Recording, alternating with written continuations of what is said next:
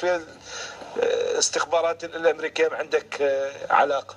سؤال، يعني شلون عرفوا انه المالكي قال لي الشهرستان يروح؟ وليش المالكي قال لي الشهرستان يروح؟ هل معقول انه المالكي هم كان منسق والشهرستاني ما يدري انه المالكي منسق من وراه؟ اكو نقطه مهمه. لا يعني اقنعني. اي مو اقنعك اياها. اكو نقطه مهمه. يونو اويل من 2003 الى حد ما اجى المالكي ما سووا شغل هوايه. من اجى المالكي طقوا. قول لي يعني قبل المالكي ما سووا شغل؟ ما سووا شغل هوايه. من اجى يلا طقوا مثل ما نقول بالعراقي. شنو معناها؟ لانه وهنا القصه.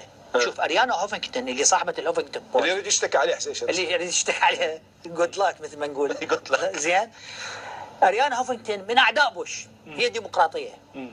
فرادت تبين بهذه المقاله انه الجمهوريين وبوش اللي قال وعدها طلع الاقاويل مالته انه احنا نفط العراق للعراقيين والعراقيين يستفادون من النفط، هذا كذب.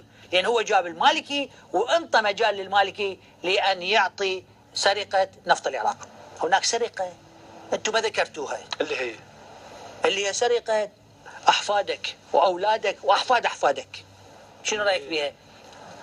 حقل الرميله الشمالي اللي هو بنفط نصف النفط الموجود ببحر الشمال ببريطانيا. هناك مقاله كتبتها جريده بريطانيه عن شركه بريتش بتروليوم البريطانيه. تقول في هذه المقاله ان حسين الشهرستاني لما طلع وقشمرنا وقشمر الشعب كله والناس وسوى على المسرح مال رشيد جوله التراخيص وصندوق وذب، صح، انطت مقاوله الى شركه بريتش بتروليوم اللي هي مسويه كونسورتيوم او يعني عقد مع شركه صينيه PNCP. انطاهم اياه بسعر حسب ما اتذكر $2 للبرميل زائد 500 مليون دولار مقدمه. طيب. هذا السعر يعتبر جدا رخيص. قامت الدنيا وقعدت وقالوا انه العراق يتعامل بشفافيه وهاي طفره وفرحنا. صح. تدري ايش سووا بعدين وراها؟